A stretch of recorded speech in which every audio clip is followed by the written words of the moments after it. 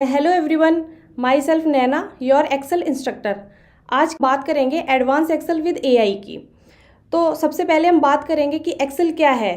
Excel एक बहुत ही ज़्यादा पावरफुल टूल है जिसकी हेल्प से हम ब्यूटीफुल डैशबोर्ड क्रिएट कर सकते हैं एंड रिपोर्ट्स बना सकते हैं एंड बहुत सारे काम कर सकते हैं इसमें। लेकिन आज तक आपने एक्सेल को एक ट्रेडिशनल मेथड की तरह यूज़ किया होगा, जैसे मैनुअल फंक्शन अप्लाई करना है, रिपोर्ट्स बनाना है, जिसको आपको करने में घंटों लगते होंगे। बट अब आ चुका है एआई, आर्टिफिशियल इंटेलिजेंस। तो आर्टिफिशियल इंटेलिजेंस एआई क्या करता है कि हमारे काम को करने में एक प्रोडक्टिविटी लेके आता है। जिस काम को करने में हमें घंटों लगते हैं वही काम हम मिनटों में कर सकते हैं। तो चलिए कैसे कर सकते हैं। तो सबसे पहले मैं आपको एक स्टोरी सुनाती हूँ। जैसे कि आप देख सकते हैं कि ये एक डेटा एनालिस्ट है, इसके पास एक डेटा है। ये डेटा में क्या करता है, डेटा को एनालाइज करता है एंड उससे इंसाइट्स निकालता है एंड एक ब्यूटीफुल डैशबोर्ड को क्रिएट करता है। एक बार क्या होता है कि इसका मैनेजर आता है तो मैनेजर कहता है कि मुझे कस्टमर ट्रेंड्स की लास्ट 3 ईयर्स की डिटेल रिपोर्ट चाहिए एंड प्रोफेशनल डैशबोर्ड क्रिएट करके दो मुझे। तो ये जो एम्प्लॉय होता है, एम्प्लॉय बहुत ही ज़्यादा सैड एंड टेंस्ड हो जाता है। जब ये एम्प्लॉय सैड एंड टेंस्ड होता है तो ये अपने मैनेजर को एक्सक्यूज़ देता है कि जो एक्सेल में मैनुअल फार्मूलाज एंड फंक्शन है बहुत स्लो वर्क करते हैं और पैटर्न्स को समझना एंड देखना इम्पॉसिबल टास्क है। तीसरा एक्सक्यूज़ क्या देता है कि जो प्रोफेशनल डैशबोर्ड क्रिएट करना है बहुत ही शॉर्ट टाइम में प्रोफेशनल डैशबोर्ड क्रिएट नहीं कर सकते। तो ये एम्प्लॉय अपने मैनेजर से बोलता है कि मुझे 3 घंटे का टाइम चाहिए। तो मैनेजर कहता है कि मुझे तो 30 मिनट में ही ये सारा काम करके दो, प्रोफेशनल डैशबोर्ड क्रिएट करके दो एंड डिटेल रिपोर्ट क्रिएट करके दो। तो जब ये एम्प्लॉय सैड एंड टेंस्ड बैठा होता है तो इसका मैनेजर कहता है कि बेटा तुमसे नहीं हो पाएगा। तो ये एम्प्लॉय सोच रहा होता है बैठ के कि क्या किया जाए। तभी इसके दिमाग में एक आइडिया आता है। आइडिया क्या आता है कि चैट जीपीटी एंड एआई का आइडिया आता है। अब चैट जीपीटी एंड एआई क्या करता है कि जिस काम को करने में इसको 3 घंटे लग रहे थे वही काम ये 15 से 30 मिनट में करके देता है। तो वो कहते हैं कि स्मार्ट वर्क करो, नॉट हार्ड वर्क। तो जो इसके पास एम्प्लॉय के पास डेटा होता है उससे ये प्रोफेशनल डैशबोर्ड क्रिएट करके दे देता है। तो इसका मैनेजर बहुत ही ज़्यादा खुश हो जाता है एंड उससे बोलता है एक्सीलेंट। तो देखते हैं कि इस एम्प्लॉय ने प्रोफेशनल डैशबोर्ड को क्रिएट कैसे किया। आइए चलते हैं, देखते हैं। सबसे पहले हम जाएंगे एक्सेल में। तो ये कुछ मेरे पास डेटा है, डैशबोर्ड के लिए डेटा है। हम क्या करेंगे, इस डेटा को सबसे पहले कर लेंगे कॉपी। सिलेक्ट किया, देन कॉपी कर लेंगे। कॉपी करके हम चलेंगे अपने ब्रिक्स एआई स्प्रेडशीट। अब ये जो ब्रिक्स एआई है एक तरीके से एक्सेल की तरह ही वर्क करता है। जो फंक्शन एंड फॉर्मूलाज हम एक्सेल में लगाते हैं वही हम इसमें लगा सकते हैं ब्रिक्स एआई में। तो ये जो ब्रिक्स एआई एक टूल है ये हमारे काम को स्पीड अप कर देता है। यहाँ से आप साइन इन भी चाहें तो साइन इन भी कर सकते हैं। हम यहाँ से करते हैं क्रिएट योर फर्स्ट शीट, यहाँ से क्रिएट कर लेंगे, देन क्रिएट करते हैं। देन इसके बाद यहाँ से हम क्रिएट न्यू कर लेते हैं। और ये मेरी फाइल्स है, ये मेरी कुछ फाइल्स है, यहाँ से हम क्रिएट कर लेते हैं। क्रिएट न्यू पर जाएंगे, फाइल पर जाएंगे, ये मेरी फाइल क्रिएट हो गई है। अब इसके बाद आप देख सकते होंगे जैसे ये एक्सेल में करते हैं, कॉलम्स होते हैं, रोज होते हैं, वैसे ही हमें यहाँ पर मिलता है। तो हमने जो एक्सेल से डेटा कॉपी किया है वो हम कर देंगे यहाँ पर पेस्ट। हमारा डेटा पेस्ट हो गया है यहाँ पे। अब हमें इससे डैशबोर्ड क्रिएट करना है। तो डैशबोर्ड क्रिएट कैसे करते हैं चलिए देखते हैं। हमें यहाँ पे एक प्रॉम्प्ट लिखना होगा, create a professional dashboard table 1 है हमारी टेबल का नेम है, टेबल 1 है हमारी। तो हम इसको सिलेक्ट कर लेंगे। सिलेक्ट किया, देन यहाँ से ओके। अब ब्रिक्स एआई क्या करता है कि हमारा जो ये डेटा था इसको एनालाइज करता है। डेटा को एनालाइज करेगा, देन इसके बाद वही डेटा जो हम एक्सेल में डैशबोर्ड क्रिएट करते थे उसमें हमें घंटों लगते थे, पहले पाइवट चार्ट क्रिएट करो, उससे चार्ट डेटा को एनालाइज करके फिर हम उससे डैशबोर्ड क्रिएट करते थे एक्सेल में। अभी ये हमें ऑटोमेटिक डेटा को एनालाइज कर रहा है एंड इससे प्रोफेशनल डैशबोर्ड क्रिएट करके देगा। तो अभी थोड़ा सा वेट लेंगे। टेबल प्रोडक्ट समरी है, डैशबोर्ड हेडर है, ये सारी चीज़ें एनालाइज कर रहा है। यहाँ से कर देंगे इसको क्रॉस। अब आप देख सकते हैं sales performance dashboard using Bricks AI. तो ब्रिक्स एआई ने हमारे काम को कितना ज़्यादा स्पीड अप कर दिया। जिस काम को करने में हमें 3 घंटे लग रहे थे वही काम 1 मिनट में हमारा डैशबोर्ड क्रिएट होकर आ चुका है। तो ब्रिक्स एआई से हम इसमें कुछ भी कर सकते हैं, डैशबोर्ड क्रिएट कर सकते हैं, बाकी और भी चीज़ें कर सकते हैं, फंक्शन फार्मूलाज अप्लाई कर सकते हैं इसी में। इस तरीके से हम अपना डैशबोर्ड क्रिएट हो चुका है। अब चलते हैं आगे। अब एक्सेल में मेरे पास कुछ फार्मूलाज एंड फंक्शंस हैं जो कि नए हैं, आपको शायद ही पता होगा। और आगे बढ़ते हैं। मेरे पास एक टास्क फर्स्ट है। टास्क फर्स्ट में क्या देखते हैं कि print date from 1 to 31 Jan. अब मुझे डेट को प्रिंट कराना है। कुछ मेरे पास नए फंक्शन है, उनका यूज़ करेंगे जो कि आपके काम को बहुत ही ज़्यादा स्पीड अप कर देंगे। देखते हैं कि कैसे करते हैं। अब मुझे प्रिंट कराना है तो क्या कराएंगे, date is equal to sequence लेंगे। सीक्वेंस ले लिया। अब मुझे चाहिए रोज़ चाहिए। रोज़ कितनी चाहिए, 31 जैन तक प्रिंट कराना है तो हमारी रोज़ होगी 31। कॉलम कितने चाहिए, कॉलम एक ही कॉलम में प्रिंट कराना है तो 1 हो गया। अब इसके बाद मुझे क्या, डेट को प्रिंट कराना है तो डेट ले लेंगे। डेट आ गई हमारे पास। ईयर हमें चाहिए तो ईयर है हमारा 25।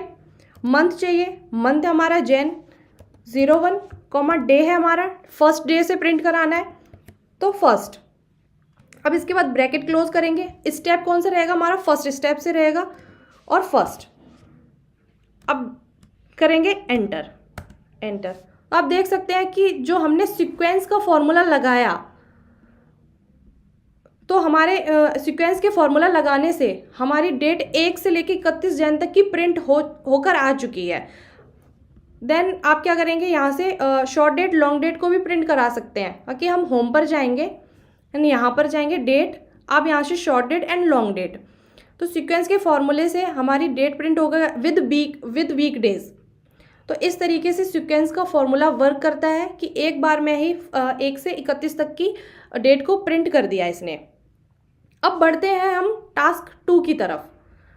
आप सभी ने मार्कशीट तो बनाई होगी, तो मार्कशीट में आपने ग्रेड का फॉर्मूला लगाया होगा। ग्रेड कैसे निकालते हैं आप,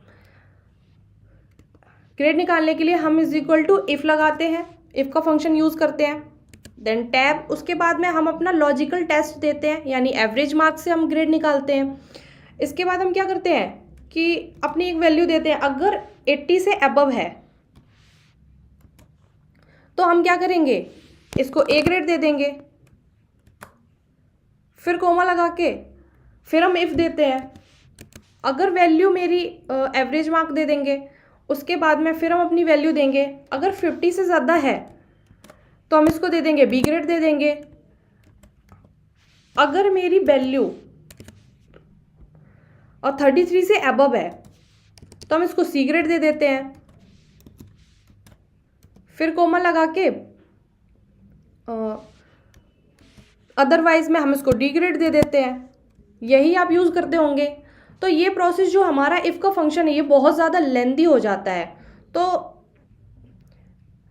इसको हम इजी बनाते हैं। इजी कैसे बनाते हैं, इसको यहाँ से करते हैं कट। अब देखो मेरे पास एक ग्रेड का फॉर्मूला है।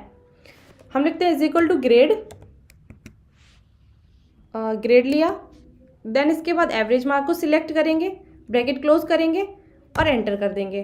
तो यहाँ पर मेरी ग्रेड आ चुकी है और इसे कर देंगे यहाँ से ड्रैग। ग्रेड आ चुकी है मेरी। बट मेरे एक्सेल में तो ग्रेड का फॉर्मूला है। क्या आपके एक्सेल में है, मुझे चैट बॉक्स में बताएं। लेकिन ये जो ग्रेड का फॉर्मूला होता है ये एक्सेल में नहीं होता। ये फॉर्मूला मैंने खुद बनाया हुआ है। अब देखो कि एक्सेल में अपना खुद का फॉर्मूला कैसे बना सकते हैं। फॉर्मूला बनाने के लिए सिंपली हम क्या करेंगे, is equal to lambda. Lambda ले लेंगे। अब लैम्डा में हम एक नंबर देंगे, नंबर दे दिया मैंने। अब उसके बाद इफ़ हम एक नंबर देंगे, अगर मेरा नंबर 80 से ज़्यादा है तो हम उसको क्या दे देंगे, ए ग्रेड दे देंगे। अगर मेरा नंबर 50 से ज़्यादा है, अगर मेरा नंबर 50 से ज़्यादा है तो हम उसको क्या दे देंगे, बी ग्रेड दे देंगे। अगर मेरा नंबर किससे ज़्यादा है, 33 से ज़्यादा है तो हम उसको क्या दे देंगे, सी ग्रेड दे देंगे। अदरवाइज में हम इसको क्या दे देंगे, डी ग्रेड दे देंगे। डी ग्रेड दे दिया, ब्रैकेट क्लोज कर दिया। ये मैंने एक फॉर्मूला बना लिया अपना, इसको क्या करेंगे, इधर से करेंगे कॉपी, कॉपी किया और यहाँ से कर देंगे इसको कट।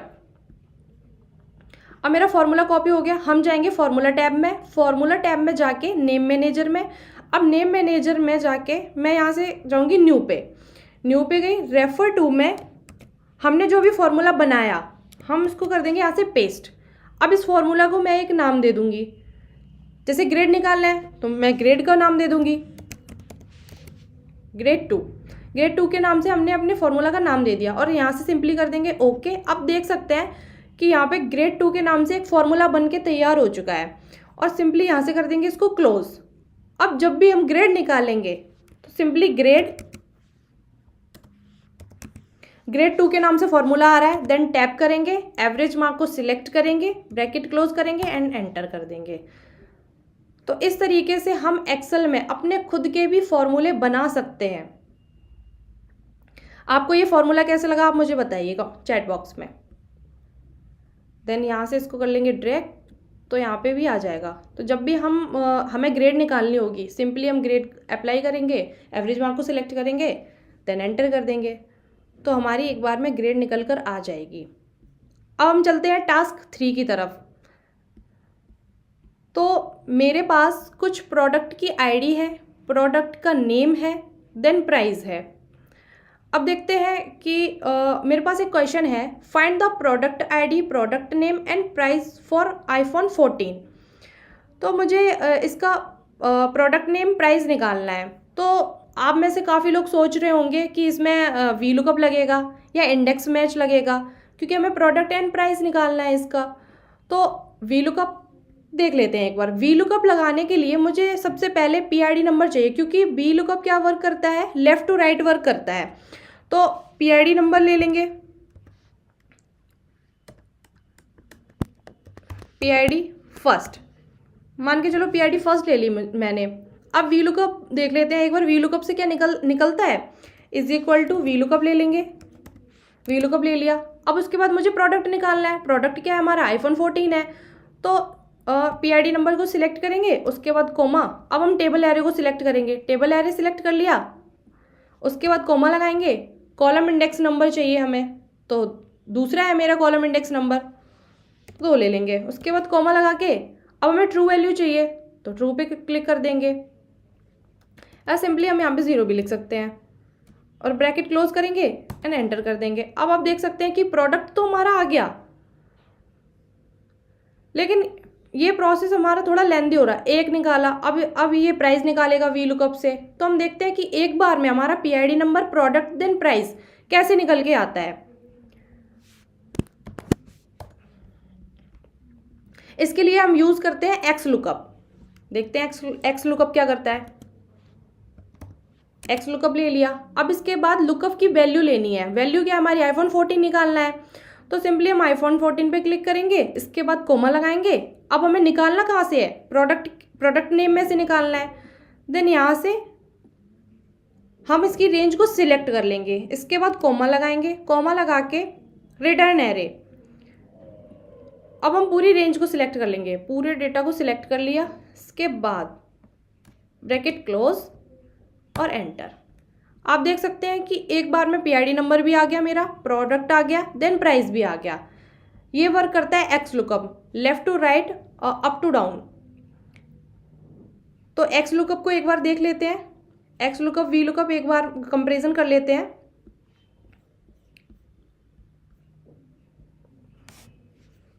एक बार कंपेरिजन कर लेते हैं x lookup, V lookup, H lookup and index match में। तो सबसे पहले हम बात करेंगे लुकअप टाइप की। लुकअप टाइप क्या होता है हमारा एक्स लुकअप में, कि ये जो डेटा है वर्टिकल एंड हॉरिजॉन्टल डेटा में से हमारी वैल्यू को फाइंड करके देता है।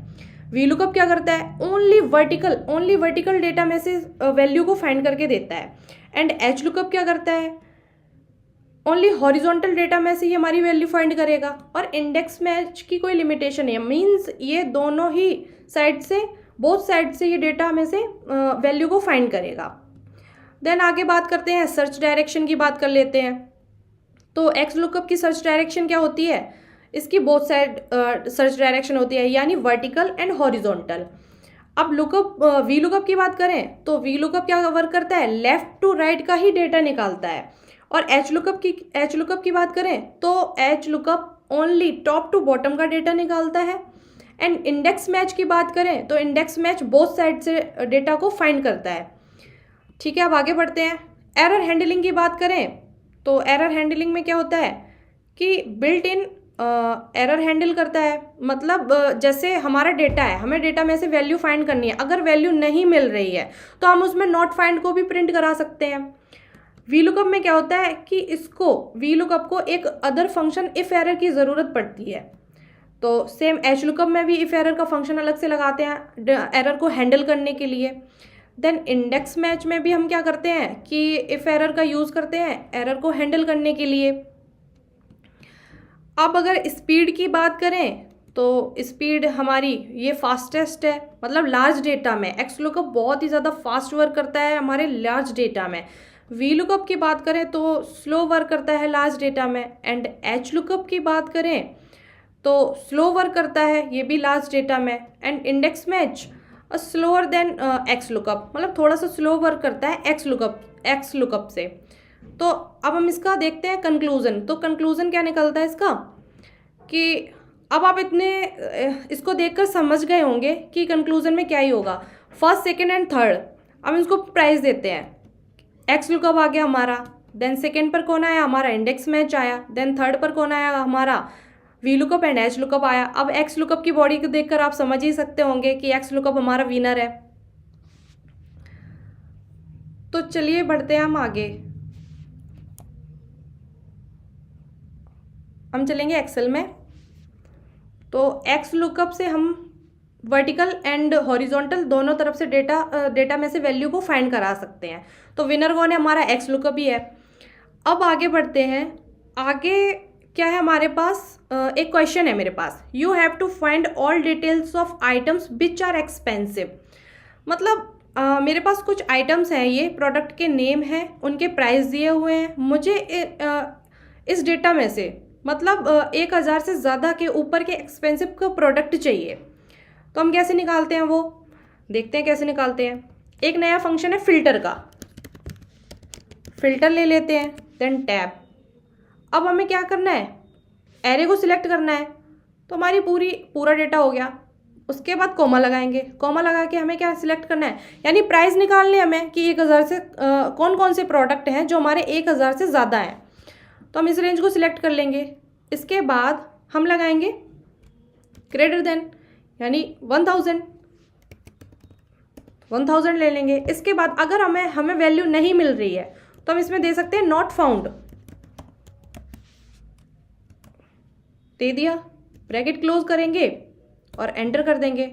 आप देख सकते हैं कि 1000 से जितने भी ज़्यादा के प्रोडक्ट थे सारे निकल कर आ चुके हैं। तो इस तरीके से हमारा फिल्टर का जो फंक्शन है वो वर्क करता है। ठीक है, तो अब हम आगे बढ़ते हैं टास्क 4 की तरफ। टास्क 4 में क्या है हमारा देखते हैं।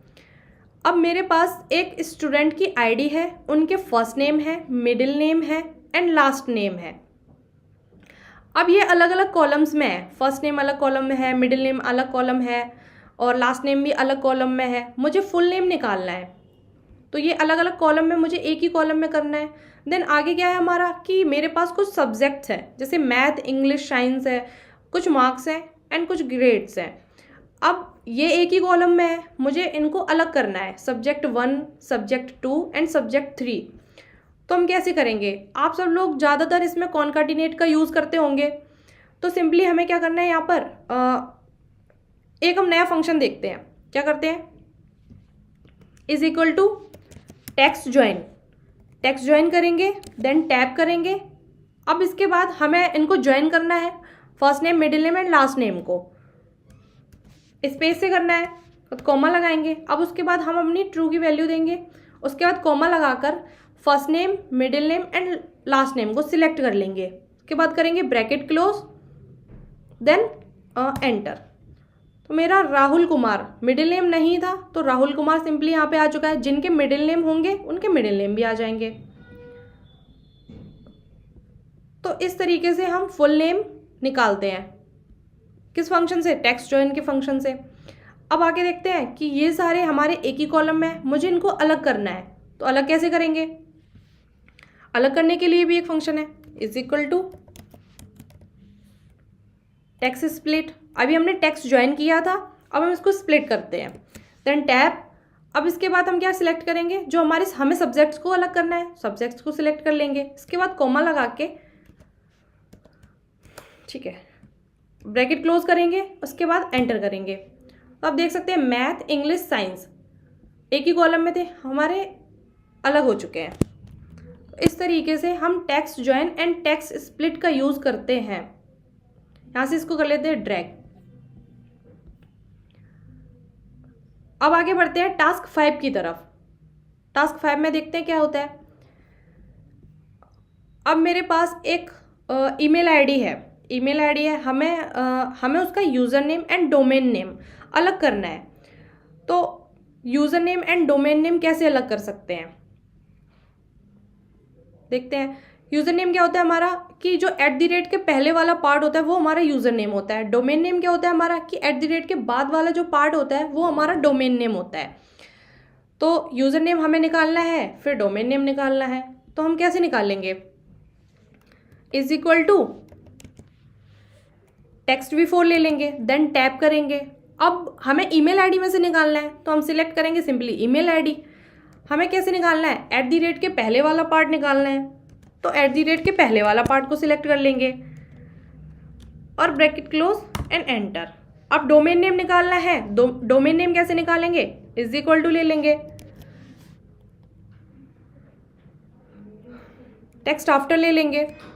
अब हमें किस में से निकालना है, ईमेल आईडी में से निकालना है। उसके बाद कॉमा लगाएंगे, ईमेल आईडी @ ले लेंगे, देन ब्रैकेट क्लोज कर देंगे। हमारा user name and domain name निकल के आ चुका है। यूज़र नेम के लिए क्या यूज़ किया था हमने, टेक्स्ट v4 का यूज़ किया था। तो ऐसे इस ईमेल आईडी में से हम अपना user name and domain name इसको अलग अलग कर सकते हैं। आप में से काफ़ी लोग लेफ़्ट एंड राइट का यूज़ करते होंगे,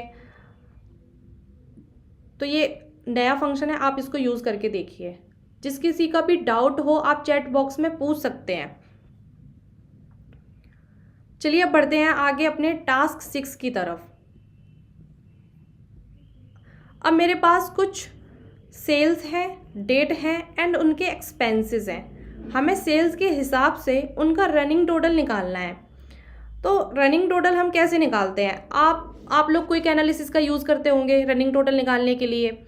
देखते हैं आज एक फंक्शन से रनिंग टोटल निकालना सीखते हैं। इज इक्वल टू ले लेंगे, स्कैन लेंगे, देन टैप। हमें 0 से निकालना है, 0 से ऐड करते चलनी है वैल्यू। तो हम पहले 0 लेंगे, उसके बाद कॉमा लगाएंगे, देन सेल्स को सिलेक्ट कर लेंगे। सेल्स हमारी सिलेक्ट हो चुकी हैं। उसके बाद कॉमा लगा के हम लैम्डा लेंगे, लैम्डा ले लिया। अब मेरी x की वैल्यू, y की value and x plus Y, एक के बाद एक वैल्यू को प्लस करते जाना है। तो सबसे पहले x, y, x plus Y ले लिया हमने, ब्रैकेट क्लोज करेंगे। उसके बाद क्या करेंगे, हम एंटर कर देंगे। तो इस तरीके से हमारा स्कैन का फंक्शन यूज़ करके हमारा रनिंग टोटल निकल कर आ चुका है। रनिंग टोटल आ गया मेरा। अब मेरे पास कंपनी का बैलेंस कितना है, मतलब कंपनी का बैलेंस मेरे पास इतना है। रनिंग टोटल मेरा ये आ गया, डेट है ये मेरी, और कुछ मेरी सेल्स है, सेल्स हो गई मेरी। अब इस बैलेंस में से जितना भी एक्सपेंस हुआ है मुझे इसका रिमेनिंग बैलेंस निकालना है। तो रिमेनिंग बैलेंस कितना, रिमेनिंग बैलेंस कैसे निकालते हैं आप? तो रिमेनिंग बैलेंस के लिए भी एक देखते हैं फंक्शन। रिड्यूस ले लेते हैं, देन टैब करते हैं। अब इसके बाद हम क्या करेंगे, जो मेरा कंपनी का बैलेंस है इसको सिलेक्ट करेंगे, इसके बाद कोमा लगाएंगे, कोमा लगाया। अब जो मेरी सेल्स हुई है, सेल्स को सिलेक्ट कर लेंगे, इसके बाद कोमा लगा के हम लैम्डा लेंगे, लैम्डा ले लिया हमने। अब क्या करेंगे, हमें एक वैल्यू को कम करते चले जाना है, तो x minus X comma Y comma x minus Y and enter. जो हमारी ये कंपनी का बैलेंस था, इसमें से जितनी ये सेल्स हो चुकी है, तो रिमेनिंग बैलेंस मेरा ये बचता है। इस तरीके से हम स्कैन एंड रिड्यूस का यूज़ करते हैं। कंपनी का बैलेंस ये था, हमारा रिमेनिंग बैलेंस भी निकल कर आ चुका है। देन आगे बढ़ते हैं। अब आप देखोगे कि मेरे पास कुछ एक जैन का डेटा है, देन मेरे पास फेब की सेल्स का डेटा है, जनवरी का डेटा है एंड फरवरी का डेटा है। तो हम क्या करते हैं, ये अलग अलग शीट में है, ये डेटा हमारा अलग अलग शीट में है। टास्क 7 क्या कहता है कि merge sales data for Jan and Feb. हमें इस डेटा को, जो जैन का डेटा है एंड फेब का डेटा है, हमें इनको मर्ज करना है। तो कैसे करेंगे, हम क्या करते हैं कि पहले क्या करते थे कि हम इस डेटा को कॉपी करते थे, फिर उसके बाद अलग शीट में लेके जाते थे। जो अलग अलग शीट का डेटा है दोनों को कॉपी किया, फिर एक शीट में लेकर गए, ये सारा काम करते थे। अब देखते हैं कि इस काम को ईजी कैसे कर सकते हैं। तो यहाँ पर जाएंगे, is equal to V stack ले लेंगे, देन टैब। अब जो मेरी शीट जैन की है, यहाँ पर जाएंगे और इस डेटा को करेंगे सिलेक्ट। डेटा को किया सिलेक्ट, उसके बाद देंगे कोमा, कोमा दे दिया। अब हम फैब की शीट में जाएंगे, फैब की शीट को सिलेक्ट करेंगे, फैब की शीट को सिलेक्ट किया। अब क्या करेंगे, हम ब्रैकेट क्लोज करेंगे, देन एंटर। तो जो मेरा इस शीट में डेटा था, जैन की शीट में डेटा था, फैब की शीट में डेटा था। अब टास्क 7 में क्या था कि हमें मर्ज करना था। तो एक बार में डेटा जैन का एंड फैब का डेटा यहाँ पर आ चुका है, बट ये वर्टिकल फॉर्म में है क्योंकि हमने वी स्टैक का यूज़ किया। डेटा मर्ज हुआ, हमारा वर्टिकल फॉर्म में आ गया। अब मुझे चाहिए यहाँ पर डेटा चाहिए, हॉरिजॉन्टल डेटा चाहिए, तो उसके लिए क्या यूज़ कर सकते हैं, मतलब अलग अलग शीट में जो डेटा है मुझे यहाँ पर चाहिए, तो हम डेटा को हॉरिजॉन्टल कैसे लेके आएंगे, देखते हैं कैसे। Is equal to H stack ले लेंगे, देन टैब करेंगे, उसके बाद हम जैन में जाएंगे, इस शीट को यहाँ से करते हैं सिलेक्ट किया, उसके बाद करेंगे कोमा, देन फैब में जाएंगे, फैब की शीट में जाएंगे और फैब की शीट को यहाँ से सिलेक्ट कर लेंगे। पूरी रेंज सिलेक्ट कर ली मैंने सेल्स की, ठीक है। करेंगे ब्रैकेट क्लोज और उसके बाद एंटर। यहाँ से हमारा वर्टिकल फॉर्म में डेटा आ गया और एच स्टैक से मेरा हॉरिजॉन्टल में डेटा आ गया, हॉरिजॉन्टल फॉर्म में डेटा आ गया। तो इस तरीके से हम अलग अलग शीट में से डेटा एक शीट में ला सकते हैं। अब आगे बढ़ते हैं हम अपने टास्क 8 की तरफ। मेरे पास कुछ कंपनी के नेम है और ये कुछ डेटा है, कार के ब्रांड्स के नेम है, सेल्स डेटा है, सेल अमाउंट है। तो मुझे यहाँ पर कंपनी का लोगो लगाना है, कंपनी का लोगो लगाना है। आप सोच रहे होंगे कि कंपनी का लोगो कैसे लगा सकते हैं एक्सेल में। हम एक्सेल में कंपनी का लोगो भी लगा सकते हैं, तो वो कैसे लगाएंगे, देखते हैं कैसे लगाएंगे। इज इक्वल टू, इसमें लेंगे इमेज ले लेंगे, इसके बाद टैब करेंगे। अब इसमें लेते हैं हम कॉनकैट ले लिया। इसके बाद क्या करेंगे, एक हम एड्रेस देंगे, semicolon logo dot Clearbit dot com, comma लगा के अब हम यहाँ पे हमारी कार का कार्बन किस में है, बी में है और 3 में है, तो हम इसमें देंगे B3 दे दिया, कोमा लगाएंगे, इन्वर्टेड कोमा, यहाँ पे डॉट कॉम, इन्वर्टेड कोमा यहाँ से क्लोज कर देंगे, देन डबल ब्रैकेट क्लोज कर देंगे और यहाँ से एंटर। आप देख सकते हैं यहाँ से पोर्शे का लोगो आ चुका है। तो इस तरीके से हम अपने एक्सेल की शीट में किसी भी कार का, किसी भी ब्रांड्स का लोगो भी लगा सकते हैं। है ना इंटरेस्टिंग सा। आप मुझे चैट बॉक्स में बताइए कि आपको ये इमेज लगाना, कि हम अपने एक्सेल में इमेज भी लगा सकते हैं, किसी की ब्रांड का लोगो भी लगा सकते हैं। आप मुझे चैट बॉक्स में बताइए कि आपको कैसा लगा ये फॉर्मूला।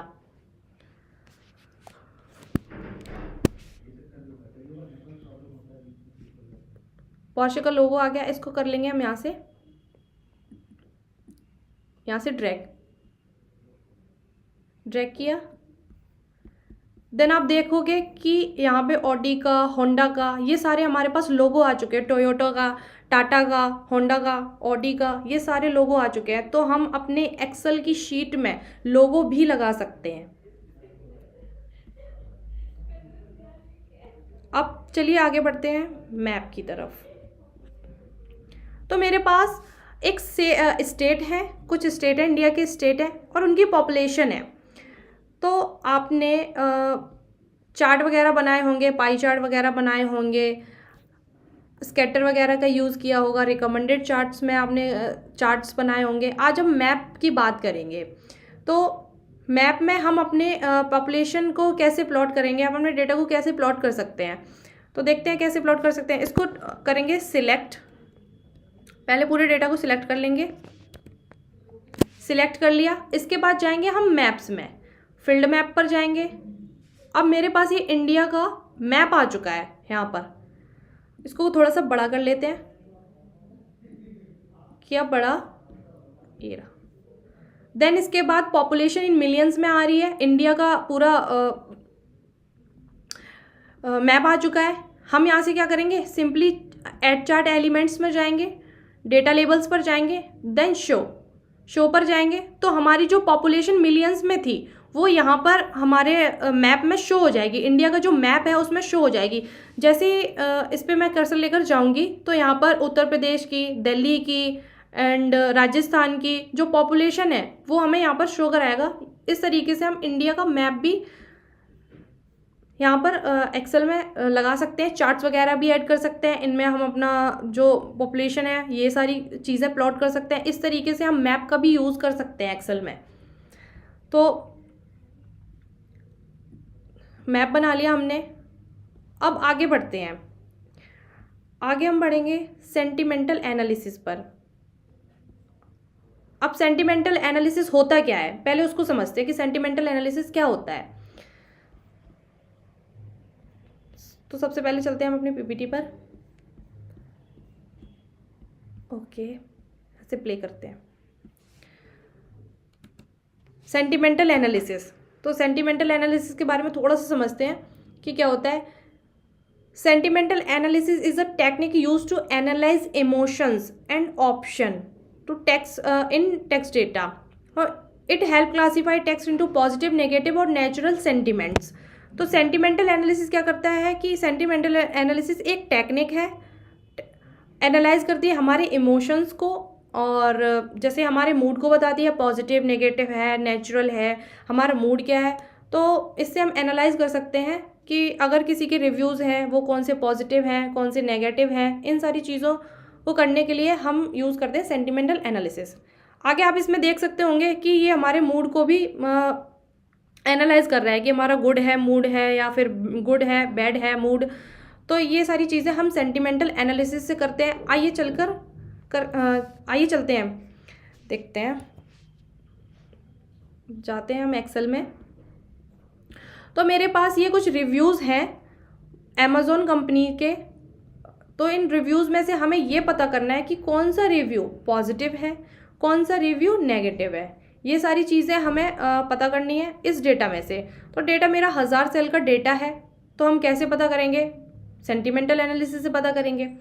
तो हम जाएंगे सबसे पहले होम टैब में। ये यहाँ पर आ रहा है सेंटिमेंटल एनालिसिस, आपके में नहीं आ रहा होगा, आप जाएंगे सिंपली एड इन्स पर, यहाँ से सर्च करेंगे सेंटिमेंटल एनालिसिस, तो ये यहाँ पर आ जाएगा और सिंपली आप यहाँ से इसको ऐड कर देंगे और यहाँ पर जाएंगे हम सेंटिमेंटल एनालिसिस पर। तो अभी लोडिंग हो रही है। हम यहाँ से क्या करेंगे कि अपने डेटा को कर लेंगे सिलेक्ट हो चुका मेरा 1000 सेल का डेटा। अब यहाँ से एनालाइज करेंगे तो अभी इसकी प्रोग्रेस चल रही है। एनालाइज हमारे डेटा को सेंटिमेंटल एनालाइज कर रहा है, डेटा एनालाइज हो रहा है। अब देख सकते हैं कि यहाँ पे पॉजिटिव एंड नेगेटिव हमारे जो रिव्यूज़ हैं पॉजिटिव एंड नेगेटिव आ रहे हैं। तो अब ये पूरा एनालाइज करेगा डेटा, फिर देखते हैं। इसकी प्रोग्रेस चल रही है।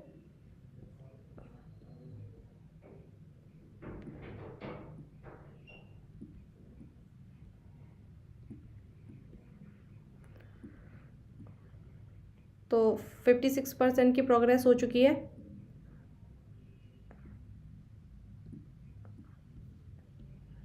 एंड थोड़ा सा वेट लेंगे।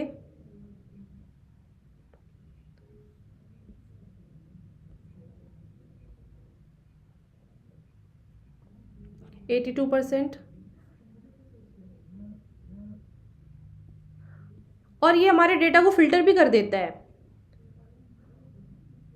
जो भी मेरे पास रिव्यूज़ थे, अब आप देखिए कि एनालिसिस हमारी कंप्लीट हो चुकी है। जो हमारी 1000 सेल का डेटा था, सिर्फ 66 सेकेंड्स में इसने एनालाइज कर लिया कि हमारे रिव्यूज़ जो है वो पॉजिटिव हैं या नेगेटिव हैं। ये रिव्यूज़ है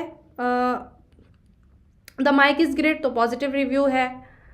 तो positive and negative reviews and उनके स्कोर्स आ गए हैं, बट हमारा डेटा फिल्टर भी हो चुका है यहाँ से। तो ये सारे हमारे रिव्यूज़ हैं, डेटा को फिल्टर भी हो गया। तो इस तरीके से हमारी सेंटिमेंटल एनालिसिस हमारे गुड बैड मूड को दिखाता है, पॉजिटिव नेगेटिव मूड को दिखाता है। तो इस तरीके से हम अपनी सेंटिमेंटल एनालिसिस करते हैं। अब हमारी सेंटिमेंटल एनालिसिस हो चुकी है। अब आगे बढ़ते हैं हम अपने रिग्रेशन की तरफ। मोस्ट इम्पॉर्टेंट टॉपिक है हमारा रिग्रेशन, इसको ध्यान से समझते हैं। तो कुछ मेरे पास ये डेटा है, लिविंग एरिया स्क्वायर फीट में है, हाउस प्राइस दिया हुआ है।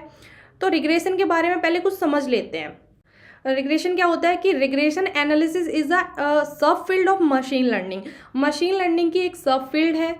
इस टेक्निक का यूज़ किस में करते हैं हम? वेदर फोरकास्टिंग में करते हैं एंड टाइम सीरीज मॉडलिंग में करते हैं। एंड इस वेरिएबल्स के बीच हम कैजुअल इफेक्ट रिलेशनशिप निकाल सकते हैं। देन इसको एक एग्जांपल के थ्रू समझते हैं। मेरे पास एक एग्जांपल है, टेम्परेचर दिया हुआ है, वाटर कंजप्शन। तो टेम्परेचर अगर मेरे पास 75 होगा तो इससे वाटर कंजप्शन कितना होगा, आगे की प्रेडिक्शन हम कैसे कर सकते हैं। तो ये होती है रिग्रेशन एनालिसिस, को समझते हैं। एंड हम क्या कर सकते हैं कि वेदर की फोरकास्टिंग कर सकते हैं कि आगे आने वाले टाइम में, आगे आने वाले दिनों में कितना वेदर क्या होगा, क्या बारिश होगी, क्या होगा। तो ये सारी चीज़ें हम रिग्रेशन से कर सकते हैं। वर्ल्ड कप की प्रेडिक्शन कर सकते हैं कि आगे के मैचेस को देखकर हम उससे आगे के टाइम पता कर सकते हैं कि आगे आने वाली वर्ल्ड कप में क्या होगा, क्या नहीं होगा, कौन सी टीम जीतेगी, कौन सी टीम हारेगी। तो ये सारी चीज़ें हम प्रेडिक्शन करते हैं रिग्रेशन से। देन क्या करते हैं कि हाउस की प्रेडिक्शन कर सकते हैं। अगर मेरे पास लैंड स्क्वायर फीट में स्क्वायर फीट कितना है तो उससे हम हाउस प्राइस को पता कर सकते हैं। एंड हम कंपनी की ग्रोथ को देख सकते हैं कि आज अगर कंपनी की ग्रोथ 15% पर है या 25% पर है, कितने भी परसेंट पर है, तो आगे आने वाले टाइम में कोई भी कंपनी कितना ग्रोथ कर सकती है। ये सारी चीज़ें हम रिग्रेशन से करते हैं, एनालिसिस कर सकते हैं। इससे आगे समझते हैं को ये मेरे पास स्क्वायर फीट में है एंड इसका हाउस प्राइस है। अब देखो, आपने एक इक्वेशन पढ़ी होगी मैथ्स में कि y is equal to C plus M X. ये एक स्ट्रेट लाइन इक्वेशन होती है। अगर मेरे पास मुझे इंटरसेप्ट एंड स्लोप पता चल जाए तो जो भी हम स्क्वायर फीट देंगे तो उससे हाउस प्राइस निकल के आ जाएगा। तो ये प्रेडिक्शन कर सकते हैं इससे, ये इक्वेशन होती है। चलिए देखते हैं कैसे करते हैं रिग्रेशन एनालिसिस। तो चलते हैं हम एक्सेल की तरफ। एक्सेल में जाएंगे। अब मेरे पास हाउस प्राइस है, स्क्वायर फीट है। सिंपली क्या करेंगे, हम जाएंगे डेटा टैब में। डेटा टैब में जाके हम जाएंगे यहाँ से डेटा एनालिसिस में, डेटा एनालिसिस में गए, यहाँ से जाएंगे रिग्रेशन में, रिग्रेशन पर गए, यहाँ से कर देंगे ओके। अब ओके किया तो सबसे पहले वाई रेंज पूछ रहा है, तो वाई रेंज हमारी ये वाली हो जाएगी हाउस प्राइस की। वाई रेंज को सिलेक्ट कर लेंगे, वाई रेंज सिलेक्ट होगी हमारी। अब इसके बाद हम एक्स रेंज को सिलेक्ट करेंगे, एक्स रेंज सिलेक्ट होगी हमारी। अब क्या करेंगे कि हमारे लेबल्स थे ये, हम यहाँ से लेबल्स को कर देंगे टिक। अब हमें आउटपुट रेंज चाहिए, आउटपुट रेंज चाहिए, तो आउटपुट पे जाएंगे। अब आउटपुट रेंज, मुझे आउटपुट कहाँ चाहिए, यहीं पर चाहिए, तो यहाँ पर इसको क्लिक कर लेंगे। देन यहाँ से कर देते हैं ओके। इसको थोड़ा बड़ा कर लेते हैं डेटा को, ऊपर जाकर ओके। तो मेरा इंटरसेप्ट एंड स्लोप, ये होता है हमारा स्लोप, स्लोप आ गया मेरा। इंटरसेप्ट ये है, स्लोप मेरा ये है। अब इसके बाद हम क्या करेंगे, लिविंग एरिया, लिविंग एरिया में मैं 1500 डालूंगी, ठीक है। तो 1500 स्क्वायर फीट का हमें निकालना है कि इसका हाउस प्राइस कितना होगा। देखते हैं कैसे निकालते हैं। अब इंटरसेप्ट आ गया मेरा, स्लोप भी आ गया, ये रहा मेरा इंटरसेप्ट एंड स्लोप। अब हमें स्क्वायर फीट मेरा कितना था, 1500, हमें हाउस प्राइस निकालना है, तो इज इक्वल टू, सबसे पहले हम क्या करेंगे, इंटरसेप्ट करेंगे और प्लस स्लोप करेंगे, तो इज इक्वल टू, इंटरसेप्ट को क्लिक किया। अब हम प्लस कर देंगे, क्या, स्लोप को प्लस करेंगे, स्लोप ले लिया हमने, इसको कर दिया हमने प्लस। अब इक्वेशन में क्या था कि स्क्वायर फीट हमें इनटू करना है, स्क्वायर फीट हमें देना है, इससे हमारा हाउस प्राइस निकलेगा। देखते हैं, इनटू कर देंगे हम स्क्वायर फीट और ओके। तो 1500 स्क्वायर फीट पे हमारा हाउस प्राइस इतना होगा। ऐसे हम रिग्रेशन एनालिसिस कर सकते हैं, प्रेडिक्शन कर सकते हैं, वाटर कंजप्शन निकाल सकते हैं। तो ये बहुत ही ज़्यादा इजी है, हम एक्सेल में रिग्रेशन एनालिसिस भी कर सकते हैं। आप मुझे चैट बॉक्स में बताइए कि आपको regression analysis and sentimental analysis कैसा टॉपिक लगा। एंड अब हम आगे बढ़ते हैं डैशबोर्ड की तरफ। वो मेरा डेटा था, मैंने ब्रिक्स एआई से डैशबोर्ड क्रिएट करके दिखाया था। अब आगे मेरे पास एक फैब की सेल्स का डेटा है, मैं वीवीए एंड मैक्रोस से आपको एक्सेल में ही डैशबोर्ड क्रिएट कैसे कर सकते हैं, वीवीए एंड मैक्रोस की स्क्रिप्ट कैसे निकालते हैं हम चैट जीपीटी से, वो आज देखेंगे। तो ये मेरे पास डेटा है फैब 25 का। हम जाएंगे सिंपली यहाँ पर क्रोम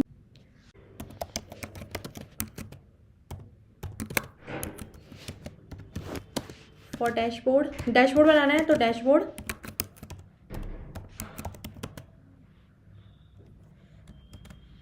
फैब 25 एंटर। अब देखो ये मेरी स्क्रिप्ट रेडी है, यहाँ पे अभी स्क्रिप्ट बना रहा है चैट जीपीटी। तो यही स्क्रिप्ट बनाने में बहुत ज़्यादा टाइम लगता था, तो चैट जीपीटी ने हमारा काम इजी कर दिया। तो यहाँ से क्या करेंगे कि इसको कर लेंगे, यहाँ से कॉपी किया। मेरे पास ऑलरेडी एक है डैशबोर्ड की स्क्रिप्ट, यहाँ से कर लेंगे इसको कॉपी करके मैं जाऊँगी एक्सेल में गए। अब यहाँ पे सिंपली क्या करना है कि डेवलपर में जाएंगे, डेवलपर में जाके विजुअल बेसिक्स पे जाएंगे और यहाँ से जो भी हमने स्क्रिप्ट अभी बनाई थी बाय यूजिंग चैट जीपीटी, इसको कर देंगे यहाँ से पेस्ट किया। जनरेट डायनेमिक डैशबोर्ड के नाम से आ रहा है, ठीक है। इसको कर देंगे यहाँ से हम क्लोज। देन इसके बाद जाएंगे हम बटन पर,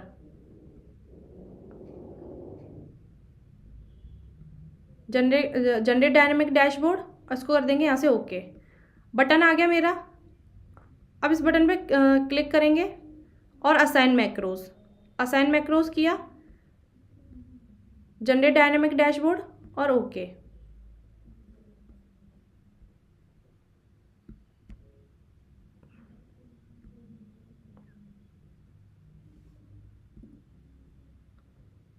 देन यहाँ से ओके क्लिक किया मैंने जैसे ही, तो इसमें एक मैसेज आ रहा है डायनामिक डैशबोर्ड जनरेटेड सक्सेसफुली। यहाँ से कर देंगे इसको ओके। अब मेरी VBA स्क्रिप्ट से हम एक्सेल में भी डैशबोर्ड बना सकते हैं। तो मेरा एक्सेल में डैशबोर्ड बन के रेडी हो चुका है।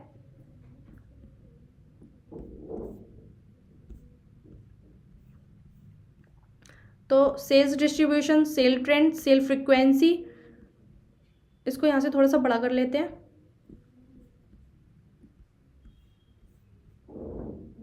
सेल फ्रीक्वेंसी एंड सेल्स, ठीक है, थोड़ा सा बड़ा कर लेते हैं इसको यहाँ पे।